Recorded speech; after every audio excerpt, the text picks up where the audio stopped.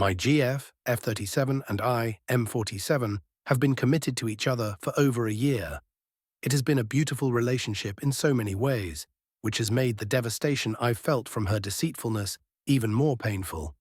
I'm a resilient human, but this has just crushed my soul. I've never been cheated on before.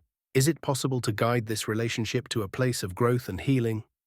In June, she came home from a business trip, and I could sense a change in her energy. In the month that followed, she seemed preoccupied and nervous. Then at a company BBQ, I noticed her boss acting very oddly around her and myself. I started connecting the dots and finally went to her about this sickening feeling I was having in the pit of my stomach. My almost worst suspicions were confirmed. Initially, she gaslighted me about my feelings, but after much insistence for honesty, she came clean. She went out drinking with a group of co-workers, including her boss, and ended up telling him, "I want you," and suggested that they go back to her hotel room.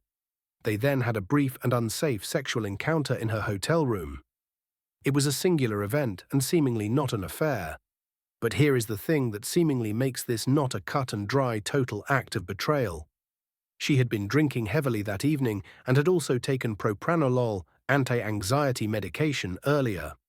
She blames that combination for her behavior, saying she wasn't in control of herself and it was an accident.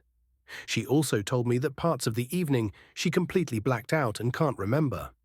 There is this one part that she shared that my brain keeps looping on and is especially gut-wrenching for me.